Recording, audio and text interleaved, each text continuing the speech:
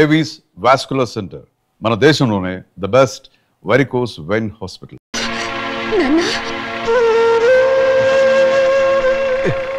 ఏంటమ్మా ఇప్పుడు నువ్వు ఎక్కడి నుంచి వస్తున్నావు నాన్న? చెప్పానుగా ఊరెళ్ళొస్తానని. కోరుకున్న మనశ్శాంతి దొరికిందా నాన్న?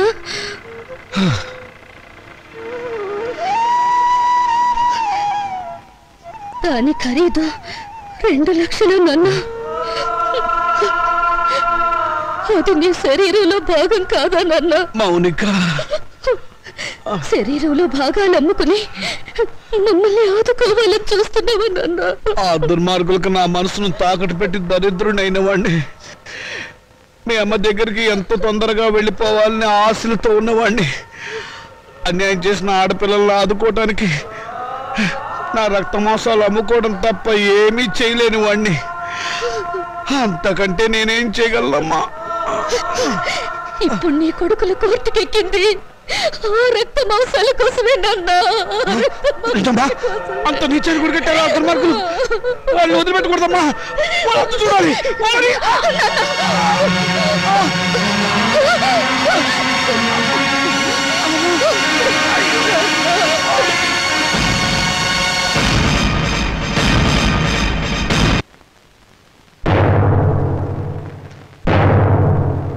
యువర్ ఆనర్, ఇది ప్రపంచ న్యాయ చరిత్రలోనే కనీ విని ఎరుగని కేసు.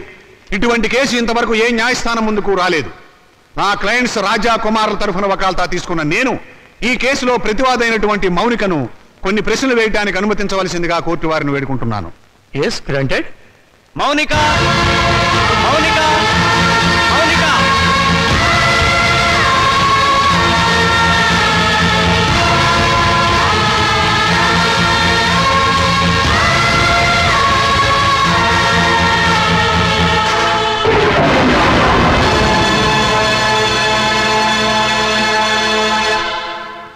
చూడమ్మా మౌనిక, కుమార్ రాజాలు నీకేమవుతారు? కీర్తిశేషులు. తెలుగు రాదా? చచ్చిపోయిన వాళ్ళు. చూశారా చూశారా, ఈ అహంకారంతోనే ఈ మౌనిక సంవత్సరం క్రితం కోర్టుకెక్కింది.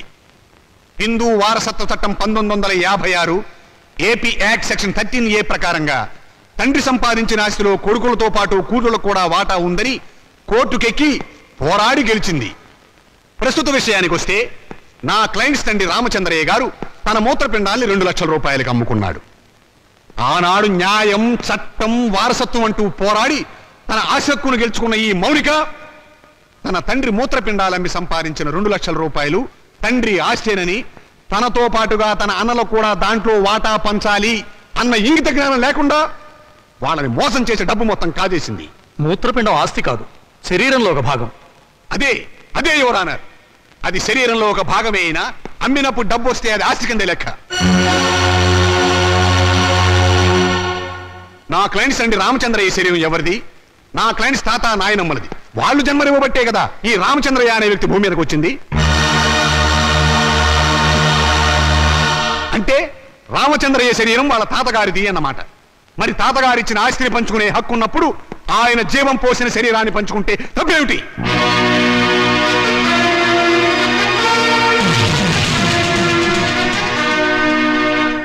మిస్ మౌనిక, నీ తరఫున లాయర్ ఎవరైనా ఉన్నారా?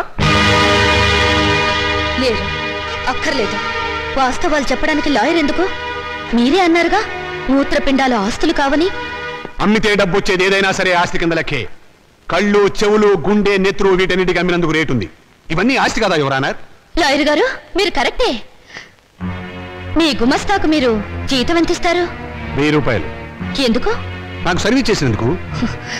మీకు సర్వీస్ చేసిన మీ గుమస్తాకి మీరు 1000 రూపాయలు ఇస్తుంటే మమ్మల్ని కన్నీ పెంచి పెద్ద చేసినందుకు మా అమ్మకు నాన్నకు మేమేమిస్తే మాత్రం రుణం తీర్చుకోగలం? కనీ పెంచడం కూలి కింద రాదు. ఎందుకు రాదు? తల్లిదండ్రులు వాళ్ళ కామం తీర్చుకోవడానికి ఏకమవుతారు. ఏకమైనప్పుడు మేమెందుకు పుట్టాలి? అది సుశీధర్మం. ధర్మం కాదు, శ్రమ. తల్లిదండ్రులు పిల్లల్ని పుట్టించే యంత్రాలనుకుంటే ఆ యంత్రాలు పడిన శ్రమకు కూలి ఇవ్వాలి. వీళ్ళిచ్చారా? పని చేసే యంత్రానికైనా శక్తి, విశ్రాంతి కావాలి. మీ క్లయింట్స్ యంత్రాల్లో బ్రతికిన నా తల్లిదండ్రులకు అవి ఇచ్చారా? అసలు వాళ్ళని మనుషుల్లో చూసారా? అడగండి యువరానా. వీళ్ళను పుట్టించినందుకు కూలి ఇవ్వాలి. 9 నెలలు మోసిన మా అమ్మ కూలి ఇవ్వాలి. మా నాన్న నిద్ర పంచినందుకు దానికి రేటు కట్టాలి. అమ్మ దగ్గర తాగిన పాలకు, వాళ్ళు పెట్టిన కష్టాలకు, కడుపు మంటకు, మా తల్లిదండ్రుల పడ్డ ఆవేదనకు రేటు కట్టాలి. కట్టమనంట రేటు. శంకర్రావు గారు, మీ సమాధానం ఏమిటి? ఈ వాదనకి అర్థం లేదు యువర్ ఆనర్. ఉంది, అర్థం ఉంది యువర్ ఆనర్. నా తల్లిదండ్రులకు కూలి ఇవ్వమని మీరు జడ్జిమెంట్ చెప్తే వాళ్ళమ్మ కూడా కూలి కోసం కోర్టుకెక్కుతుందని ఆయనకు భయం. Silence, silence. యువర్ ఆనర్, మీరు ప్రతివాదిని మందలించాలి. మౌనిక, మన తాతలకి షుగరు బీపీ ఉంటే అది వంశంలో అందరికీ వస్తుంది, అవునా? అవును. మరి రోగాలను పంచుకున్నప్పుడు ఆ రోగాలకు కారణమైన అవయవాలను పంచుకోవడంలో తప్పులేదుగా? పంచుకోవచ్చు. Note this point your honour. Lawyer గారు, మా తాతగారు చాలా మంచివారు. ఎందుకు? బుద్ధిమంతుడు కాబట్టి. ఆయన్ని కొడుకులు బాగా చూసుకునేవారు. ఎందుకు? జన్మనిచ్చాడు కాబట్టి. మరి రోగాలు వంశంలో అందరికీ వచ్చినప్పుడు బుద్ధులు కూడా రోగాలతో పాటు రావాలిగా. మీ క్లయింట్స్ కి వచ్చినాయా లేదా అని అడగండి ఒకసారి. రాలేదు కాబట్టే కోర్టుకెక్కారు. ఒక చెట్టుకు కాసిన కాయలన్నీ ఒకే రకంగా ఉండవుగా. కానీ కాయలు చెట్టును చంపవుగా. మీ క్లయింట్స్ మా నాన్నగారి మూత్రపిండాలమ్మిన సొమ్ము కోసం ఈ కోర్టుకెక్కారు. కానీ కానీ మా నాన్నగారు లేరు. సంవత్సరం క్రితం చచ్చిపోయారు. పచ్చి అబద్ధం. ఆయన బతికే ఉన్నారు. యువరానా, నా మాజీ అన్నలు వీరి క్లయింట్స్ సంవత్సరం క్రితం మా నాన్నగారు చచ్చిపోయారని డాక్టర్ సర్టిఫికేట్ ఇచ్చి ప్రావిడెంట్ ఫండ్ పెన్షన్ తీసుకున్నారు. ఈ డెత్ సర్టిఫికేట్ వాళ్ళు ఇచ్చిందే యువరానా. చూడండి, ఎప్పుడో చచ్చిపోయిన మా నాన్నగారు ఇప్పుడు ఎలా వచ్చారు? ఆయనకు మూత్రపిండాలు ఎలా ఉంటాయి? చెప్పండి యువరానా, చెప్పండి.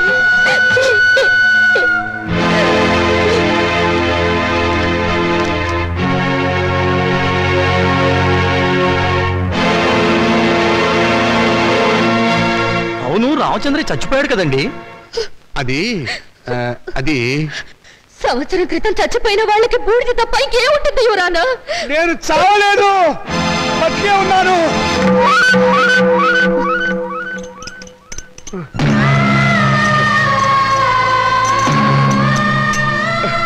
నేను చావలేదు యువరానా, బతికే ఉన్నాను. అరే, ఈయన బ్రతికే ఉన్నాడుగా. నన్ను ఆ బోన్ దగ్గర తీసుకెళ్ళు. యువరానా, మీరు లా పుస్తకాలు చదివి తీర్పు చెప్తారు, లా లేని ప్రపంచం తీరును, రక్త సంబంధం తీరును చూసి తీర్పు చెప్తారు. ఆలోచించండి.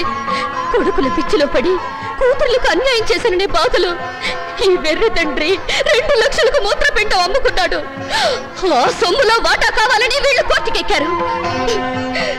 తల్లిదండ్రుల రక్త మాంసాలు పంచుకునేవి కావు. ప్రపంచంలో ఏ కోర్టులోనూ ఇటువంటి కేసు ఏ బిడ్డ ఏ తండ్రి మీద వేయలేదు. ఆ అదృష్టం మన రాష్ట్రానికి దక్కింది ఇటువంటి కొడుకుల దయ వల్ల. యువరానా, తండ్రి మాట కోసం రాముడు 14 ఏళ్లు అడవికి వెళ్ళాడు. తల్లిదండ్రులను పూజించి పాండురంగుడు దేవుడయ్యాడు. వీరగాథలు చెప్పి శివాజీ నెత్తురులో దేశభక్తి నింపింది అతని తల్లి జిజియాబాయ్. అటువంటి తల్లులు, తండ్రులు, బిడ్డలు పుట్టిన చరిత్ర గల దేశం మనది. ఓ చరిత్రలో పుట్టిన పురుగులు నా అన్నలు. శిబి చక్రవర్తి, కర్ణుడు వాళ్ళ శరీరాలను కోసి దానం చేస్తే కన్న వాళ్ళను కోసి పెళ్ళాలతో పలా వండించుకుని తినాలనే పుర్రెలు వీళ్ళవి. అందుకే రక్త మాంసాల కోసం కోర్టుకెక్కారు. కుక్క మాంసం తినదు, కానీ మనిషి మాంసం కోసం, కన్న వాళ్ళ మాంసం కోసం ముందుకొచ్చారు. నాగరికతకు పట్టిన చెడ పురుగులు బిడ్డ. ఇటువంటి వాళ్ళను క్షమించి వదలకూడదు యువరానా. చెప్పండి మీ జడ్జిమెంట్.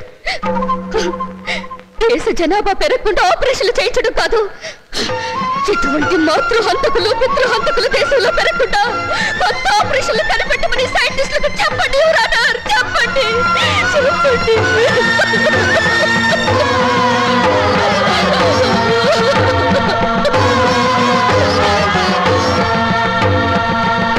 మౌనిక చెప్పినట్లు కన్నవాళ్ల రక్తమాంసాల కోసం బిడ్డలు కోర్టుకెక్కడం చరిత్రలో సరికొత్త విషయం.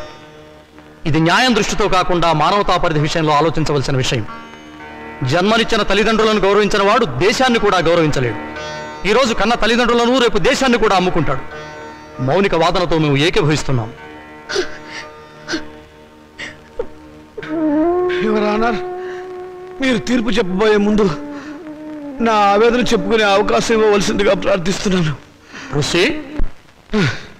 ఈ శరీరం నాతోనే పుట్టింది, నాతోనే పెరిగింది, రేపు నాతోనే మట్టిలో కలిసిపోతుంది. దీని మీద హక్కు ఎవరిది? నన్ను కన్నవాళ్ళదా లేక నేను కన్నవాళ్ళదా? నాన్న మీరు ఆవేశపడకండి. ఉండమ్మా, నన్ను చెప్పని. చివరిసారిగా నేను చెప్పుకోవాల్సినంత చెప్పుకొని నా శరీరంలో ఉన్న అవయవాల మీద హక్కు నాకే లేకపోతే ఇక ఈ ప్రపంచంలో స్వేచ్ఛగా అర్థం ఏమిటి ఎవరు అన్నారు? ఆ హక్కు తల్లిదండ్రులకు లేకపోతే వాళ్ళు బతుకుండగానే వాళ్ళ కళ్ళు పీకి చర్మం ఒలిచి గుండె మూత్రపిండాలని షోకేసులో పెట్టి అమ్ముకునే దౌర్భాగ్యం సంతానం తయారవుతుంది ఎవరు అన్నారు? ఆ ప్రమాదం నుంచి సమాజాన్ని కాపాడండి, రక్త మాంసాల విలువల్ని రక్షించండి, కన్నబిడ్డలే కసావాళ్ళు కాకుండా చూడండి ఎవరు అన్నారు? చూడండి.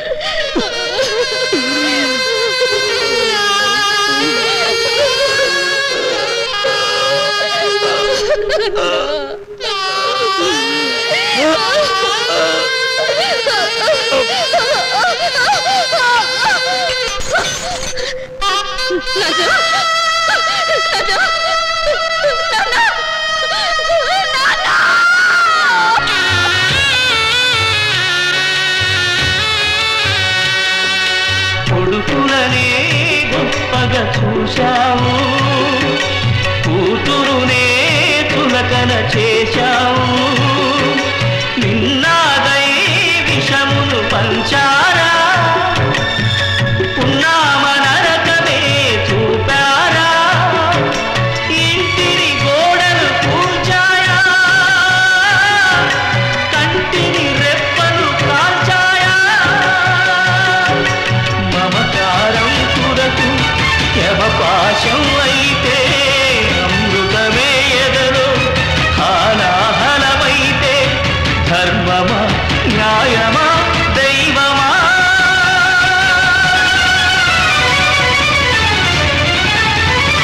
మాతృదేవో భవ మాయమాట, పితృదేవో భవ పిచ్చి మాట, అనుబంధం గాలి మేడలా, రుణపాశం నీలి నీడలా, ఆసరగా కూతురు నిల్చనే, విధిరాతలు మించి ఎదురీతలు చేసి ఎదకోతలు మరచి మగదిక్కై ఉంటే మోహమా పాశమా చచ్చిపో.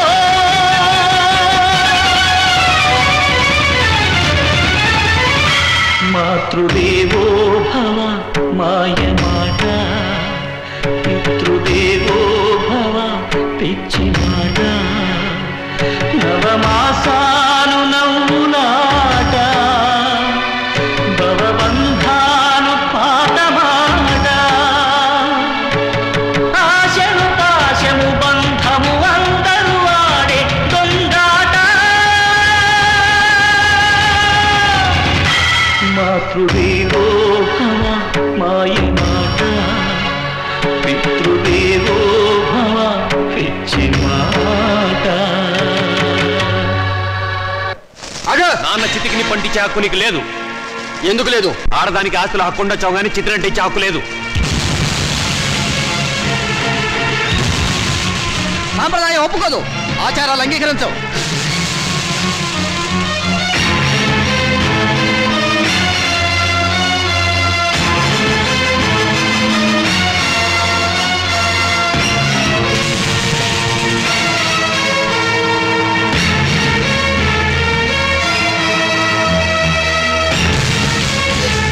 ఎందుకు అంగీకరించావు?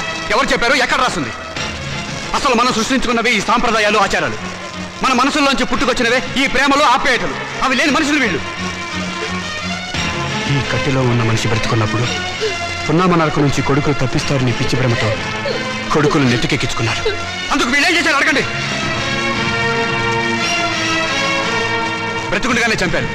స్వార్థంతో పురుగులా చూశారు. ఎంగిలిస్తున్నట్లు వీటిలోకి నెట్టారు. వీళ్ళు ఈ రోజు కొరువు పెట్టి శ్రాద్ధకర్మలు నిర్వర్తించినా ఆయన ఆత్మకు శాంతి చేకూరదు. బతుకుండగా వాడు తిన్నాడో తినలేదో పట్టించుకొని వీళ్ళు వాడి మూత్రపిండాల మీద హక్కుందంటూ కోర్టుకు ఎక్కారు. చెప్పండి, జన్మనిచ్చిన వాళ్ళ పట్ల చూపించే ప్రేమ ఇదేనా? రేపు మీ బిడ్డలో మీ పట్ల ఇలాగే ప్రవర్తిస్తే సమాధానం చెప్పండి. అటువంటి వాళ్ళకు అండగా నిలబడి మాట్లాడడానికి మీరు వచ్చారు. ఈ చచ్చిపోయిన రామచంద్రయ్యకు దేవుడు మాట్లాడే శక్తి ఇవ్వగలిగితే వీళ్ళు ఎంత కిరాతకులో చెప్తాడు. వీళ్ళు చిత్తి వెలిగించినా మండదు, ఈ శవం బూడిది కాదు. బ్రతికినంత కాలం మనశ్శాంతి లేకుండా చేశారు. చివరకు శ్మశానానికి వచ్చినా కూడా ఆయనకు మనశ్శాంతి లేకుండా చేస్తారా? ఆచారాలకు విలువ ఇచ్చి మంచిని మానవత్వాన్ని చంపుతారా? చెప్పండి.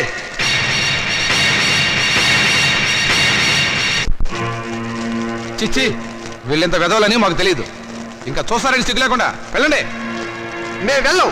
వీళ్ళ సంగతి ఏమిటో ఈరోజు తెలుస్తాం. ఏంట్రా తెలిసేది? మనిషిని మనిషిగా చూడని మనుషులరా మీరు? ఇంకా చూస్తారే? పట్టండి.